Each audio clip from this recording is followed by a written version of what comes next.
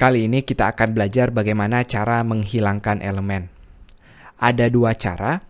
Yang pertama, menghilangkannya langsung, atau yang kedua, menghapusnya melalui CSS. Tentu aja kita bisa hapus langsung dari HTML, tapi kita akan belajar properti CSS-nya sekarang. Anggap kita mau menghilangkan bagian selamat datang ini, yaitu pada menu atau ID text pendek.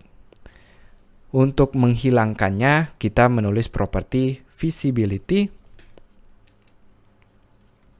lalu namanya hidden nilainya.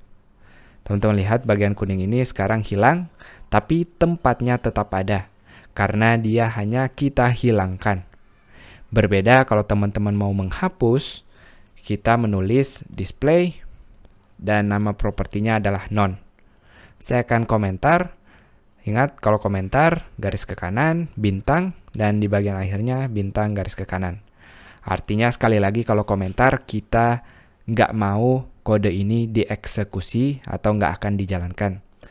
Display none, teman-teman lihat, dia hilang, jaraknya pun sekarang menjadi nggak ada. Karena bedanya pada display none, kita benar-benar seperti menghapus elemennya. Berbeda dengan visibility hidden, kita hanya menghilangkannya tapi dia tetap ada di sana, makanya dia tetap ngebooking jarak sebelumnya. Itu dia, semoga jelas. Sampai jumpa di video berikutnya. Nggak kalah penting, kali ini kita akan belajar tentang box model, atau bagaimana sifat lebar dan tinggi dari satu konten HTML. Saya udah ngegambar di sini. Ada 3 hal penting pada box model, yaitu padding, border, dan juga margin. Setiap konten HTML pasti punya lebar dan juga punya tinggi. Teman-teman bisa memberikan baris di sekitarnya atau border, di mana nanti ada istilah baru antara jarak dan juga bordernya, itu kita sebut padding. Bagian yang ini, yang ungu di belakangnya adalah padding. Dan barisnya adalah border. Dan satu hal lagi nggak kalah penting, bagian jarak antara elemen ke elemen lainnya itu kita sebut margin.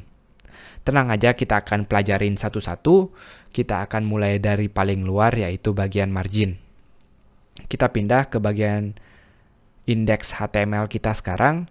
Saya akan memberikan margin atau jarak antara elemen H1 ini ke atasnya. Ada 2 cara kita bisa memberikan jarak pada div menu ini, jarak ke bawah atau jarak ke atas pada div yang ini. Tinggal pilih salah satu, saya akan mulai dari paling atas. Kita berikan ID, yaitu menu underscore wrap namanya bebas. Kita ambil menu wrap-nya sekarang, saya taruh di sebelum menu. Dengan tanda pagar, lalu menu underscore wrap. Kita akan menggunakan properti margin. Karena kita mau jarak ke bawah, maka kita akan menulis margin bottom seperti ini. Saya ambil jarak sekitar 50 pixel. Kita bisa lihat hasilnya sekarang. Jarak menu, div menu ini ke H1 dia udah punya jarak sebesar 50 pixel. Kalau teman-teman mau jaraknya ke bawah, bisa ditebak ke kiri, maksud saya propertinya adalah margin left. Kita beri juga 50 pixel dan kita bisa melihat jarak 50 pixel dari sebelah kiri. Teman-teman bisa ngasih properti ke 4 arahnya, bawah, atas, kiri, dan kanan dengan bottom, left, top, dan right. Atau kalau teman-teman mau di satu rangkaian tinggal menulis margin, dimulai dari atas, top, ke kanan, right, ke bawah, bottom, dan yang terakhir left. Saya akan tinggalkan dalam tanda komentar seperti ini, lalu kita akan menulis nilainya. Margin kita mau jarak ke atasnya sedikit aja, 10 pixel. Lalu ke kanannya nggak ada jarak atau kita bikin 0 di sini. Lalu bottom ke bawahnya 50 pixel dan leftnya juga kita bikin 0. Kita nggak nulis 0 pixel karena bukan mau ngasih mentok ke kanan atau mentok ke kiri, tapi niatnya bahwa kita biarkan dia default atau kita biarkan seperti sebelumnya. Yang kita atur hanya jarak ke atas dan juga jarak ke bawahnya. Urutannya nggak boleh salah, lihat bagian komentar ini, top, right, bottom, dan juga left. Searah jarum jam.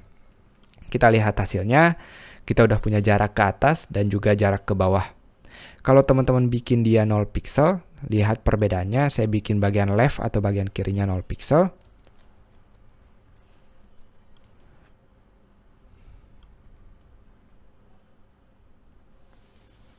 Tidak ada perbedaannya karena secara default atau secara otomatis dia udah berada di 0 pixel. Teman-teman masih melihat beberapa jarak di sini. Ada jarak otomatis, itu semua otomatis dari HTML.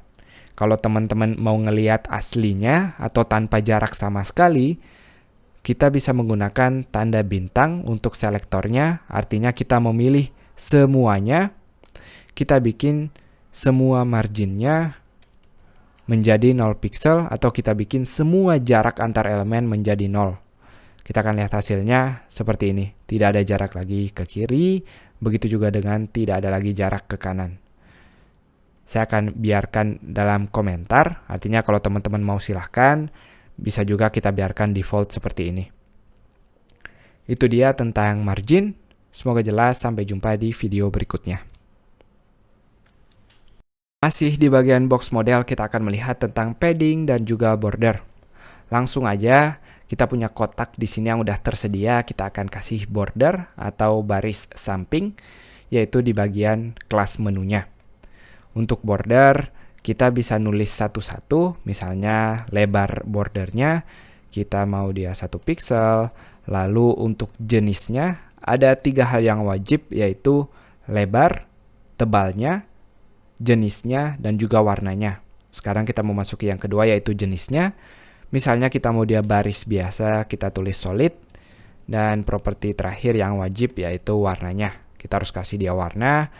Saya akan tulis black untuk warna hitam. Kita akan melihat border hitam 1 pixel seperti ini.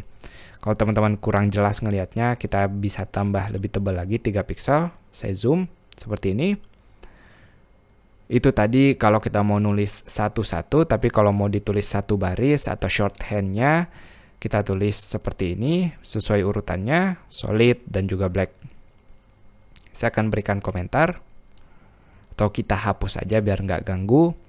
Kalau teman-teman mau alternatif lain, ada banyak banget, bisa bikin dia barisnya titik-titik, bisa bikin barisnya dash seperti ini. Dash artinya garis putus-putus.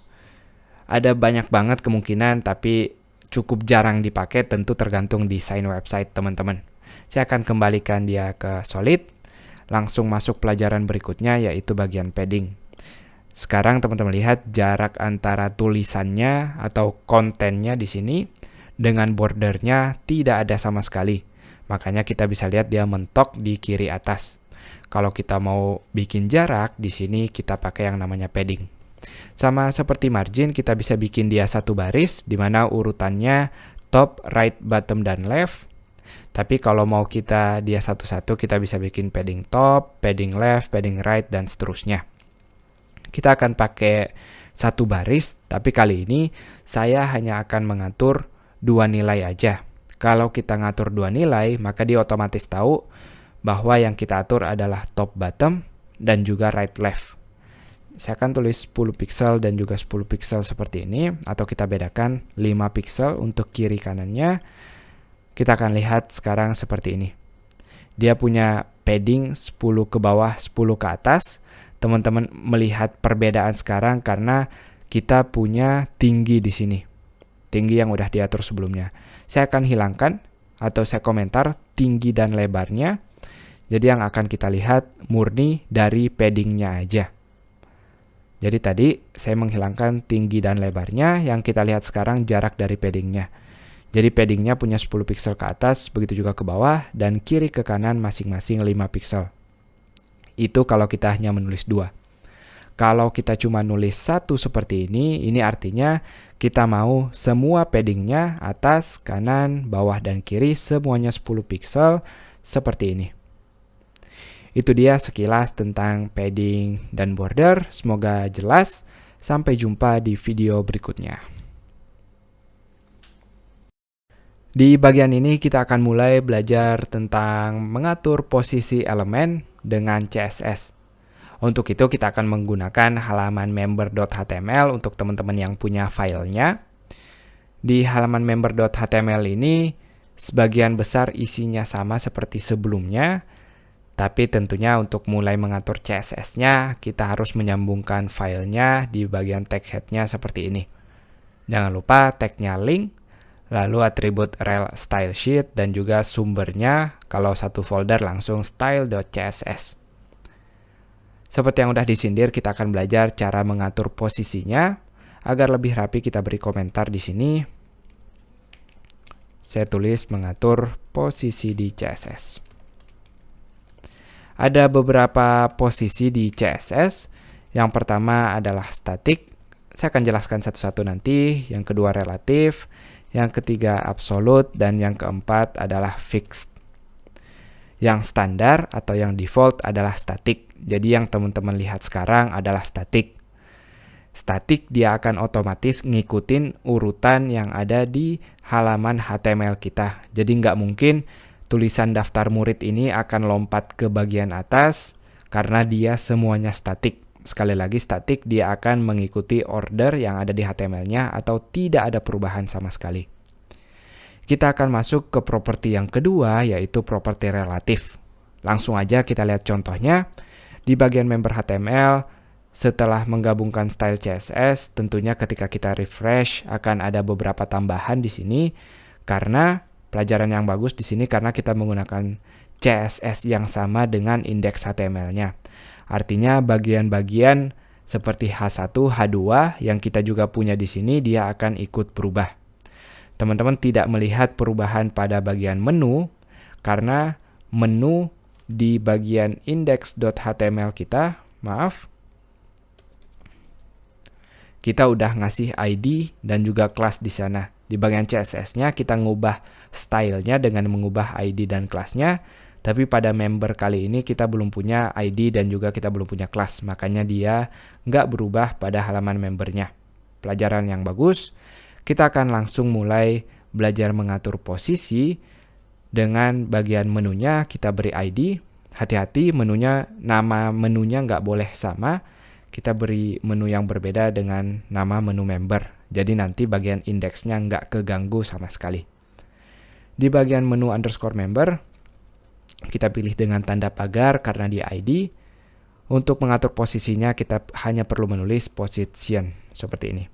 Tentu kita mau melihat relatif, ini yang mau kita pelajari sekarang. Pertama, kalau kita refresh tidak akan ada perbedaan apa-apa. Perbedaan relatif dan statik sendiri, kita bisa mengatur posisi relatif dengan property top, property right, property left, dan juga bottom. Langsung aja kita lihat dengan top, saya kasih 50 pixel seperti ini, saya refresh. Sekarang dia berada 50 pixel dari posisi aslinya. Teman-teman lihat dia udah mulai pelanggaran sekarang. Posisinya udah bukan lagi sesuai urutannya tapi udah mengatur sendiri. Kita akan bikin lebih ekstrim lagi yaitu 70 pixel seperti ini. Itu contoh pertama. Tentu teman-teman bisa nyoba-nyoba dengan left, bottom, dan juga right. Tapi ingat kalau kita udah ngatur atasnya, kita nggak perlu lagi atur bawahnya.